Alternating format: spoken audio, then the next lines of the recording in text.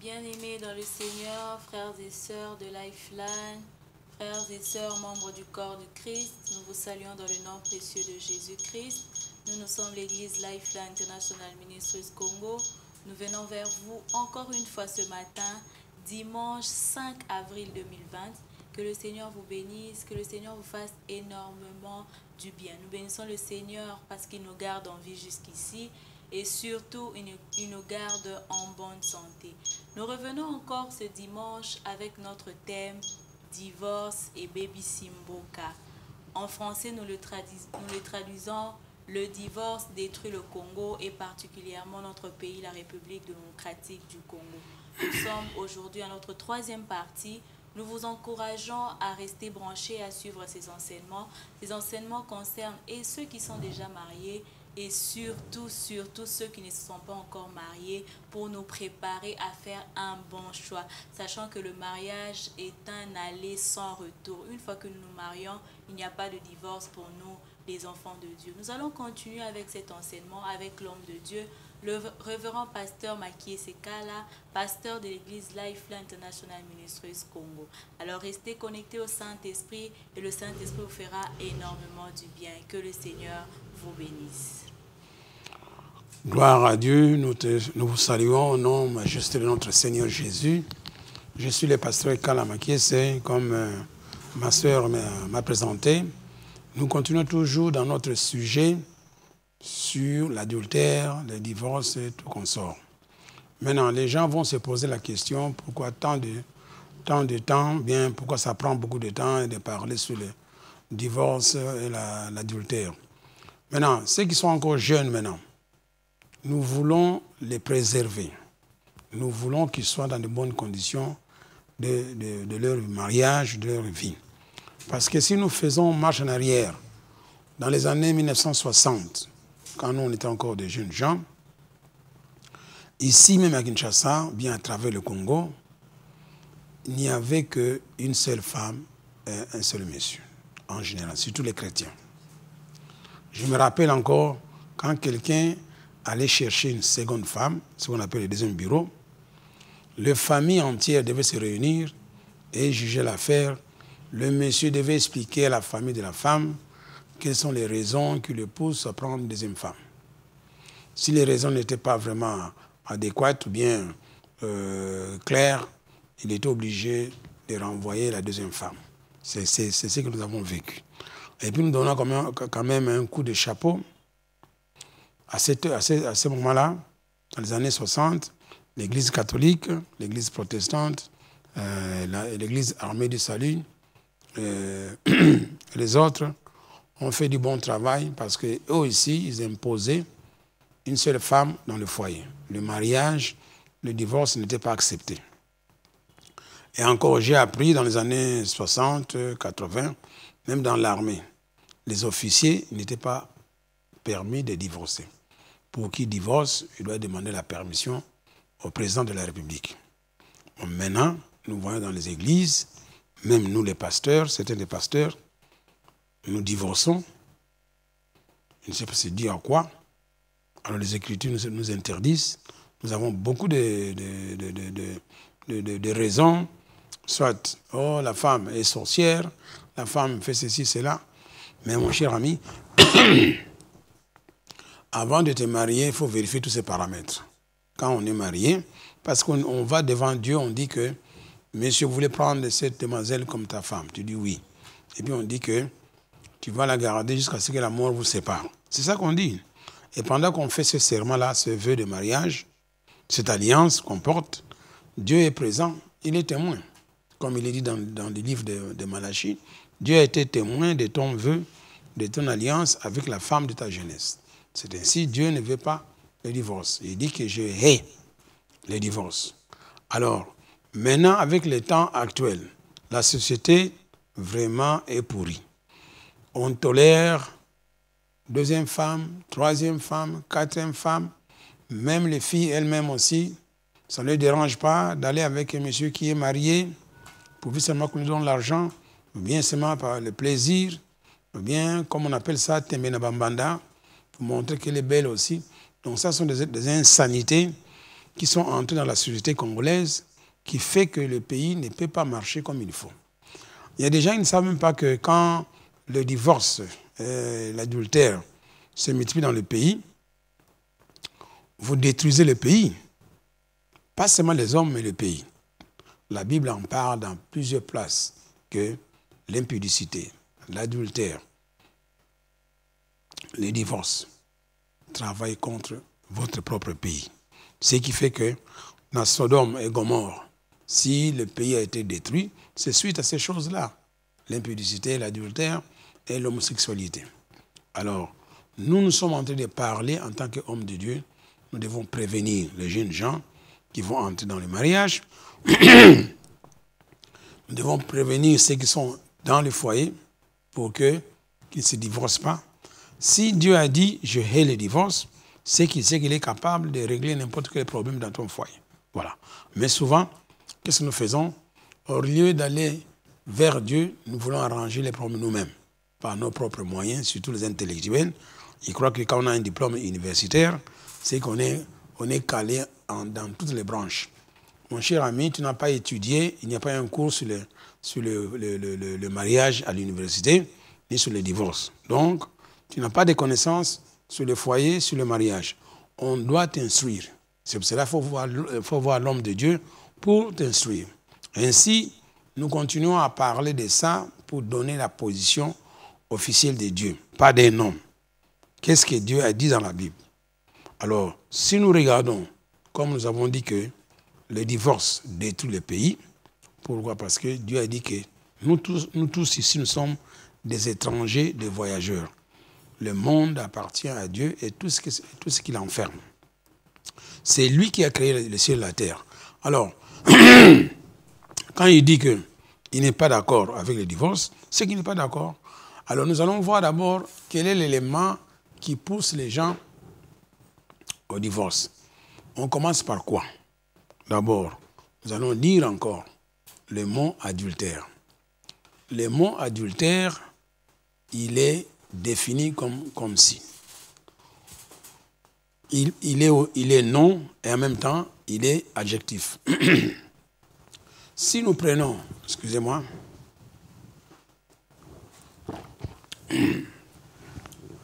le mot adultère, il est adjectif et puis non. Le nom, il dit le fait d'avoir des relations sexuelles volontaires avec une personne autre que son conjoint. Alors, quand il s'agit d'adjectif, on dit ceci, c'est le fait pour un époux de violer son serment de fidélité, de partager et d'avoir des relations sexuelles avec une personne autre que son conjoint envers qui il a affirmé ce serment. Oui. Donc, quand on se marie, on fait un serment. C'est ainsi que nous insistons, avant de t'engager dans l'histoire du mariage, tu dois bien réfléchir. Sinon, Dieu va t'appeler que tu es un insensé. Donc, quand tu divorces, tu n'as pas de bon sens. Quand tu commets l'adultère, tu n'as pas de bon sens, selon la Bible, non selon moi. Alors, nous revenons maintenant ce que dit la Bible dans Jérémie 5, 7. Écoutez bien. Jérémie 5, 7, Dieu dit ceci. Pourquoi te pardonnerai-je? Tes enfants m'ont abandonné et ils jurent par des dieux qui n'existent pas. J'ai reçu leur serment, voyez, quand ils se sont mariés, et ils se livrent à l'adultère, voyez. Ils sont en foule dans la maison de la prostituée, moi c'est Ndumba, que dit Dieu à propos de l'adultère. Voilà. Donc voilà une image des gens, même dans l'Ancien Testament, Dieu était contre l'adultère, les jeunes gens. Alors, nous voulons que le pays soit en paix. Pour que le pays soit en paix, il faut que les gens soient disciplinés selon Dieu. Maintenant, toi, tu es un jeune garçon, tu es encore à l'université, tu n'as pas encore terminé tes études, mais tu continues donc à t'appliquer à l'adultère. Je me demande bien, quand tu vas donner ta candidature comme député, bien sénateur, on va te voter, et les lois sur les divorces et l'adultère, tu vas les changer, bien tu vas les maintenir. Je crois que tu vas les changer pour que ça soit en ta faveur. À un moment donné, j'ai appris qu'on avait baissé l'âge de mariage pour les jeunes filles jusqu'à 12 ans. Pourquoi? Parce que la plupart des autorités étaient impliquées dans cette histoire-là, pour être en dehors de la loi. Mais gloire à Dieu, je crois que maintenant, ce n'est pas ainsi. Alors, nous avons vu que l'adultère, c'est toute relation extra-conjugale. C'est défendu par Dieu. Alors, qu'est-ce que les commandements de Dieu disent? Nous avons appris les 10 commandements de Dieu, bien ce qu'on appelle les 10 commandements de Moïse. Parmi ces 10 commandements de Moïse, il y a toujours, je crois, le 4e et le 5e, Exode 20, verset 14, dit que tu ne commettras point d'adultère. On n'a pas dit tu ne commettras pas. On dit tu ne commettras point d'adultère. Ça, c'est le premier verset où le mot adultère apparaît. Comme Dieu a dit ça, donc il ne voudra pas que quelqu'un vienne et change ça. Si vous changez ça, c'est une transgression, vous commettez un péché. Dans Deutéronome, chapitre 5, verset 18, Moïse reprend le même commandement. Tu ne commettras point d'adultère. Et puis à travers la Bible, nous lisons ces commandements. Il est reconnu. Dans Marc, chapitre 10, verset 19, il est dit, tu connais les commandements. Ça, c'est Jésus qui parle. Lesquels? Tu ne commettras point d'adultère, tu ne tueras point, tu ne déroberas point, ainsi de suite. Donc tu vois que le commandement, tu ne commettras pas point d'adultère, est répété à plusieurs fois. Jésus le répète encore. Alors nous allons encore plus loin. Nous allons voir que dans Jacques, il est question du même commandement. Jacques nous dit ceci, Jacques 2, versets 10 à 11. Car quiconque observe toute la loi, mais pêche seulement contre un seul commandement, il devient coupable de toutes les lois. En effet, celui qui a dit, tu ne commettras point d'adultère. Vous voyez, ça réapparaît encore. Donc, c'est Jésus a parlé de l'adultère, Moïse en a parlé, Jacques, les apôtres ont parlé de ça, même Paul, nous verrons qu'il a parlé de l'adultère. Donc, commettre l'adultère, c'est transgresser le commandement de Dieu, qui est dit, tu ne commettras point d'adultère. Alors, à cause de ça, si on ne respecte pas ces commandements, tu ne commettras pas d'adultère, il y a des désordres dans la cité, dans les foyers et dans la société. Alors nous allons voir plus loin que ceux qui commettent l'adultère, Dieu a dit lui-même, il va les juger. Nous lisons dans Hébreux chapitre 13, verset 4, on dit ceci, que le mariage soit honoré de tous et le lit conjugal exempt de souillure, car Dieu jugera les impudiques et les adultères. Voyez.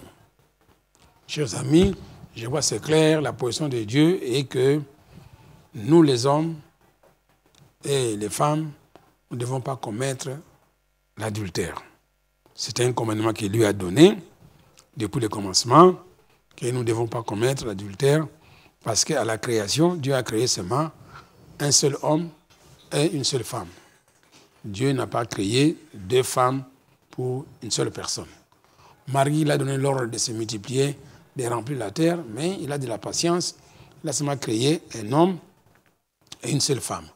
À cette époque là-bas, c'est impossible que les 2 commettent l'adultère. Alors, quand la population s'est multipliée, alors les hommes ont commencé à rompre la loi de Dieu. C'est ainsi dans Exode, sur la montagne de Sinaï, Dieu est apparu encore, il a remis les choses en ordre, il a dit, tu ne commettras point d'adultère. Maintenant, nous allons faire un résumé ici, savoir quand est-ce qu'une femme commet l'adultère. Parce que je crois que nous avons vu beaucoup de passages bibliques, nous voulons être précis. On va prendre quelques cas où une femme est dite qu'elle a commis l'adultère. Nous allons d'abord voir dans 1 Corinthiens chapitre 7, versets 10 à 11, quand est-ce que la femme est dite qu'elle a commis l'adultère. Alors maintenant c'est Paul qui parle, l'apôtre Paul. À ceux qui sont mariés, j'ordonne, non pas moi Paul, mais le Seigneur. Donc nous revenons encore dans les 10 commandements, Exode 10, verset 14. Là, c'est Dieu qui parlait sur les montagnes de Sinaï. Ici, on dit, ce n'est pas moi Paul, mais c'est le Seigneur qui va parler. Le Seigneur dit quoi? Que la femme ne se sépare point. On n'a pas dit ne se sépare pas, mais ne se sépare point de son mari. Alors, dans les cas où elle est séparée de son mari, elle doit faire quoi? Elle doit demeurer seule, sans se remarier. Ou bien qu'elle se réconcilie avec son mari. Donc, il y a l'espoir que si ça ne marche pas dans un foyer, on peut connaître des problèmes, mais à la fin, il y a moyen de se réconcilier. Donc, la femme ne doit pas se séparer de son mari. Si elle le fait, qu'elle demeure seule, sans se remarier. Voyez. Ou bien alors, elle se réconcilie avec son mari. Maintenant, l'homme aussi, le mari, ne peut pas divorcer sa femme. La Bible dit, l'homme ne doit pas répudier sa femme. Donc vous voyez que ça donne l'équilibre dans le foyer, ça donne l'équilibre dans la société. Une seule femme, un seul mari, les enfants qui naissent seront bien encadrés parce que maman est là, papa est là, il y a l'équilibre dans le foyer. Les enfants qui ont grandi pendant notre séjour aux États-Unis, nous avons vu beaucoup de foyers où il y a des mères seules. Les papas, on ne les voit même pas à la maison. Les enfants ont des comportements bizarres. Alors, comme vous savez bien que pour éduquer les enfants, ce n'est pas seulement la charge de la maman, c'est plus du papa. La maman ne saura pas éduquer ses enfants comme il faut. Ils ont des comportements bizarres. Alors, la plupart du temps, vous allez voir dans les prisons, c'est rempli justement des enfants qui ont vécu dans un foyer désordonné, dont le papa est absent, la maman est divorcée. Nous allons lire encore un autre sujet qui montre quand est-ce qu'une femme est dite adultère. Nous allons voir Marc 10. Pardon. Lorsqu'ils furent dans la maison, les disciples, Marc 10, versets 10 à 12, les disciples interrogèrent Jésus encore là-dessus. Il leur dit, celui qui répudie sa femme et qui en épouse une autre commet un adultère, voyez, à son égard. Et si une femme quitte son mari et en épouse un autre, elle commet un adultère. Donc la femme mariée, si elle quitte son mari, là où elle va, si elle épouse un autre mari, elle commet l'adultère. L'homme également, s'il renvoie sa femme, épouse une autre, commet l'adultère. Mais pourquoi on parle toujours de l'adultère? Parce que au début, dans Exode 20, 14, Dieu a dit qu'il ne commettra point d'adultère. Alors quand Jésus est venu sur la terre, il ne peut pas changer. C'est pour cela qu'il a dit qu'au commencement, ça n'était pas ainsi. Il n'y avait pas de divorce. On était mariés pour toujours, pour toute la vie. Sauf si un des conjoints meurt avant, là, on peut se remarier. Mais avant ça, on ne peut pas. Donc Jésus est venu remettre les choses en ordre. Alors, les hommes, une femme qui quitte son mari, pour une raison quelconque, nous avons vu d'abord dans les versets précédents, il doit rester seul, ou bien elle se réconcilie avec son mari, il continue le voyage, le mariage. Mais il ne peut pas aller épouser un autre homme.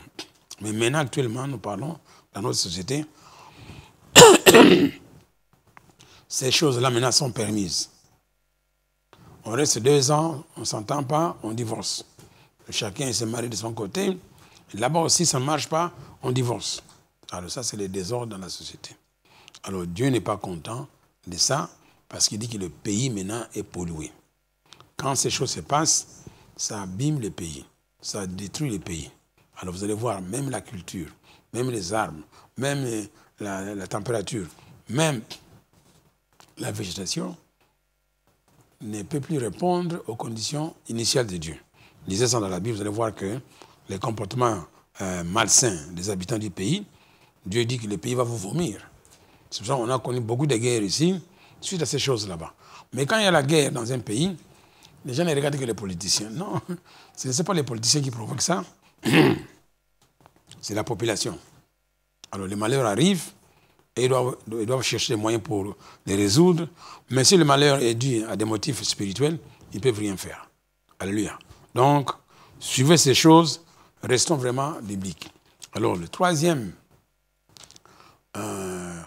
raison, bien troisième passage qui montre que quand est-ce qu'une femme est adultère, nous lisons dans Romains 7, versets 2 à 3. Ainsi, une femme mariée est liée par la loi et par les commandements à son mari tant qu'il est vivant. Vous comprenez ça? Mais si le mari meurt, elle est dégagée de la loi qui l'a liée à son mari. Si donc, dit vivant de son mari, cette femme devient la femme de notre homme, elle sera appelée adultère. Vous voyez maintenant? Donc, d'après Dieu, dès que tu te maries, ton mari là, il reste ton mari jusqu'à la mort. Si tu quittes ce mari-là, tu vas épouser notre personne, Dieu voit toujours les premiers maris. Les deuxièmes là-bas, on ne les connaît pas. Alors spirituellement, ça dérange. Mais qu'est-ce qui se passe maintenant? Quand on commet l'adultère, que ce soit une femme ou bien un homme, au moment où on le fait, il n'y a pas de sanction. La Bible dit, dans Ecclésiaste chapitre 8, verset 11, comme le châtiment n'intervient pas directement, les gens maintenant se complaisent et prennent plaisir à faire du mal. Mais vous savez que Dieu, par son amour, il te donne beaucoup de temps pour te repentir. Comme il est dit dans Romains chapitre 2, verset 4, que Dieu est patient, mais sa patience et sa bonté, c'est pourquoi? Pour que tu puisses te repentir et revenir à la raison. Donc vous voyez que l'adultère, c'est un grand péché. Jésus en parle, les apôtres en parlent, Moïse en parle. Donc, c'est ça justement qui détruit la société. Parce que si on sait qu'on n'a pas la possibilité de se remarier, mon cher ami, on fera tout pour résoudre les problèmes des foyers. Maintenant, Dieu est là. C'est lui qui a mis la loi. Tu ne commettras point d'adultère. Quand les choses ne marchent pas, nous devons retourner chez Dieu. Lui présenter la situation. Alors, d'après ce que je sache maintenant, Jésus a vaincu le Satan, il a vaincu le diable, il a vaincu la mort, il a vaincu les divorces, il a vaincu les maladies, il a vaincu tous les problèmes qui peuvent se présenter. Mais nous, qu'est-ce qu'on fait? Quand on a un problème dans le foyer, on commence à raisonner selon l'homme. On a des raisons qu'on apporte, on a des éléments, des dossiers, mais tout ça, c'est, comme on dit en anglais, c'est soulish, c'est-à-dire que ça fait partie de votre âme. Mais en réalité, depuis le commencement, Dieu a dit, l'homme quittera ses parents pour aller s'attacher à sa femme et deviendront une seule personne. Voilà. Maintenant, nous allons voir maintenant, quand est-ce qu'un homme est appelé adultère? Bien, quand est-ce qu'un homme commet l'adultère? Parce que nous venons de parler de la femme, on va voir c'est pour l'homme. Quand est-ce qu'il est dit que l'homme commet l'adultère? Nous allons commencer par Luc chapitre 16, verset 18. Là-bas, Jésus nous dit ceci. Quiconque répudie sa femme et en épouse une autre commet l'adultère. Donc c'est là, vous voyez déjà que Jésus est contre le divorce. Et il dit, quand tu divorces la première femme, tu vas épouser une deuxième, tu commets l'adultère. Or, Dieu a dit, dans Exode 20, 14, tu ne commettras point d'adultère. Et quiconque épouse maintenant une femme divorcée par son mari commet un adultère. Vous voyez? Donc, si vous restez ensemble, vous allez nous aider dans beaucoup de choses et nous préserver beaucoup d'ennuis.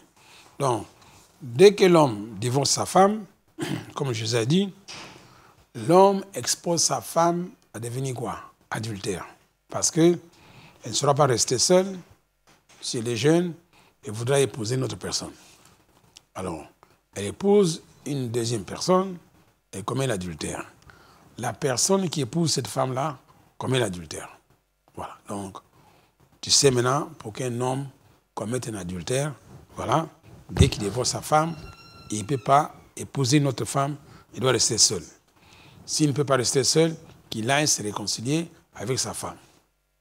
Nous regardons aussi Lévitique 18. Dans l'Ancien Testament, qu'est-ce qu'il est dit là-bas? Lévitique 18, verset 20 nous dit ceci. Vous ne devez pas avoir des relations sexuelles avec la femme d'un de vos compatriotes. Donc, tu ne peux pas sortir du foyer conjugal. Car cela vous rendrait quoi? Impur. Bon, comme il y a beaucoup de gens qui le font, alors le pays est devenu quoi? Impur. Quand le pays est devenu impur, alors ça provoque beaucoup de souffrances. Ceux qui ont lu la Bible, le pays dont les enfants d'Israël combattaient, bien chassés de leur pays, pour qu'eux occupent le pays, c'était quoi? C'était à cause des impuretés.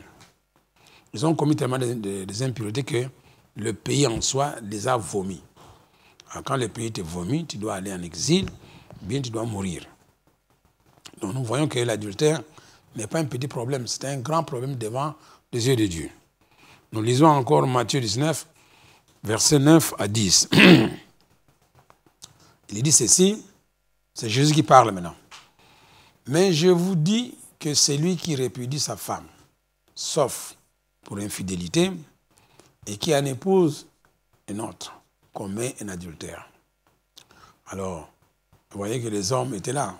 Je crois qu'ils n'étaient pas contents. Chacun s'est retrouvé sur ce que Jésus disait. Ses disciples lui dirent, si telle est la condition de l'homme à l'égard de la femme, il n'est pas avantageux de se marier. Donc, tu comprends par là que parmi les gens à qui Jésus s'adressait, il y avait beaucoup d'adultères là. Parce que c'était permis, soi-disant par Moïse. Donc, vous voyez, cette histoire-là, c'est une histoire qui date depuis longtemps. L'homme se permet de faire n'importe quoi avec les femmes.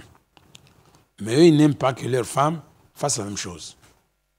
Donc, comme on dit à la société,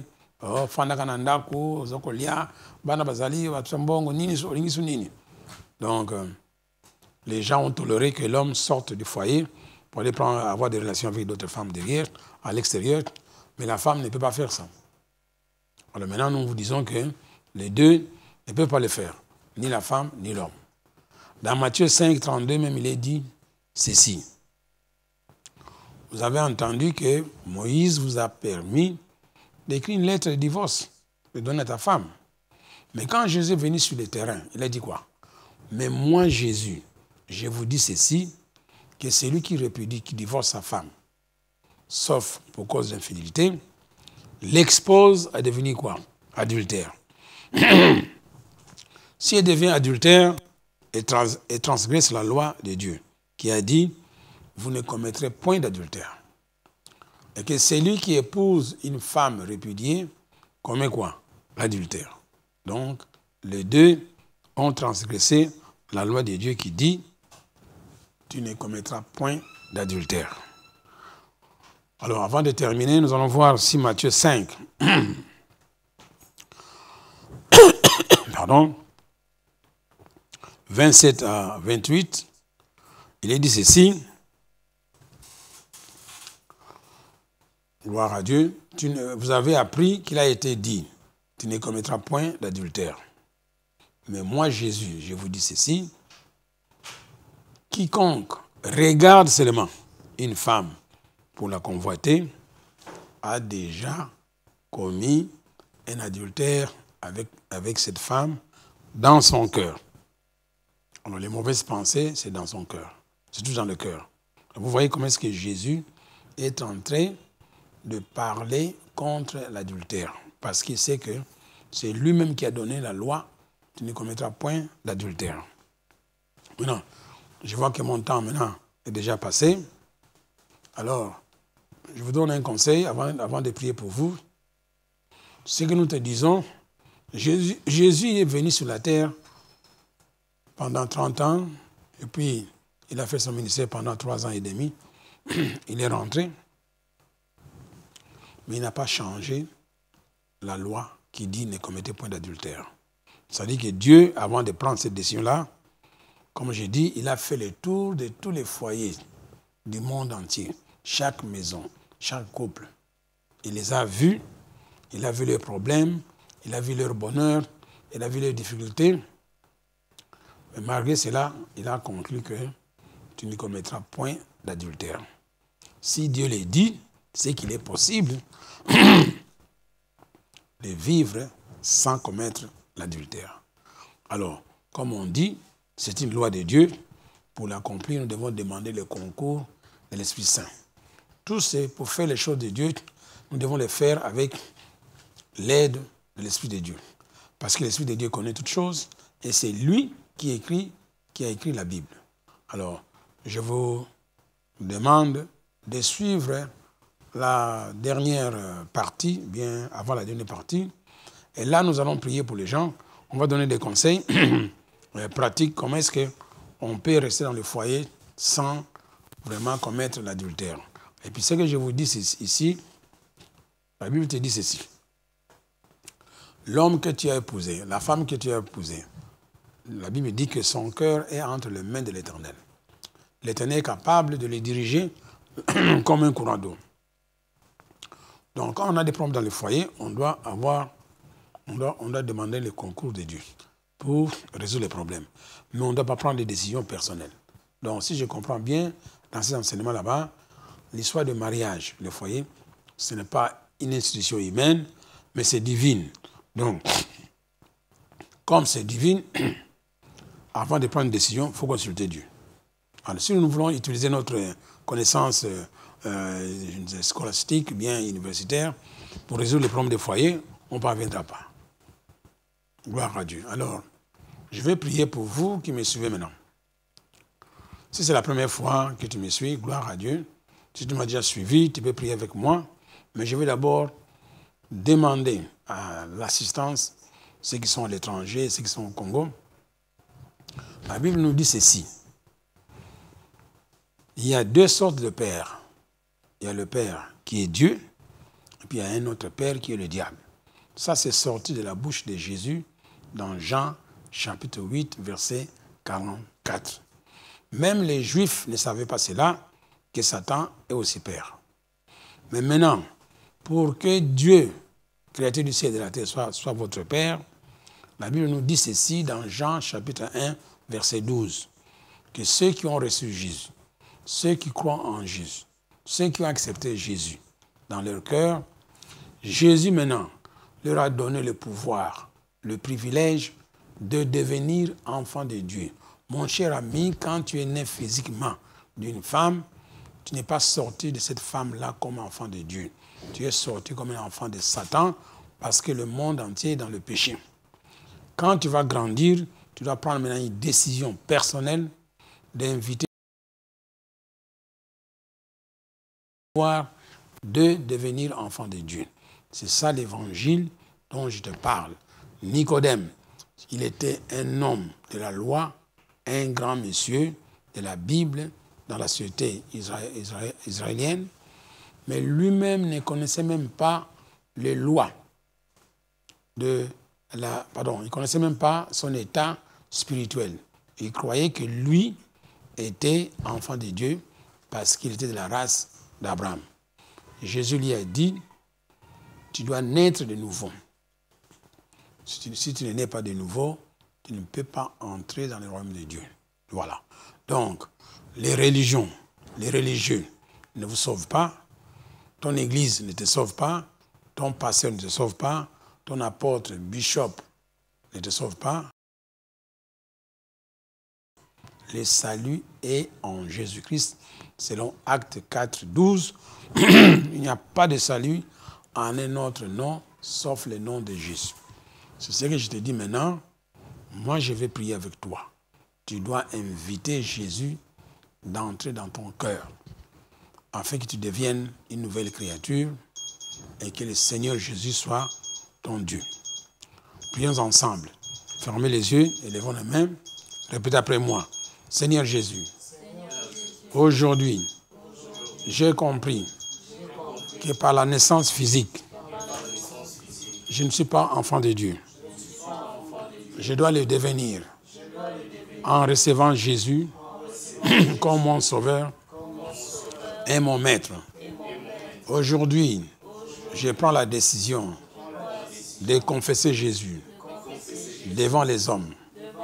Et je crois dans mon cœur que Dieu le Père a ressuscité Jésus parmi les morts.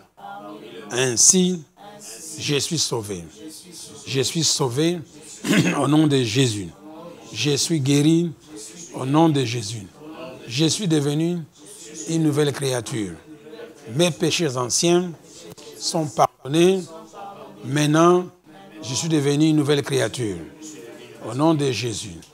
Les maladies, les malédictions sont passées. Je suis libéré et je deviens juste devant Dieu. Chers amis, si vous avez prié cette prière là-bas, croyez selon la Bible, tu es sauvé, tu es né de nouveau, tu es devenu enfant de Dieu grâce à la parole de Dieu. C'est un don de Dieu. Alors, on se verra la prochaine fois. Que Dieu vous bénisse. Amen. Alléluia, alléluia, alléluia. Bien-aimés, frères et sœurs, nous bénissons le Seigneur pour ses enseignements tellement enrichissants, tellement bénissants pour nous. D'abord, pour ceux qui viennent de recevoir Jésus seulement aujourd'hui, bienvenue dans la famille des enfants de Dieu, bienvenue dans le corps du Christ. Si vous n'avez pas une église d'attache, nous sommes l'église Lifeline International Ministries. Nous serons dans la joie de vous recevoir parmi nous et de vous compter parmi nos frères et parmi nos sœurs. Alléluia.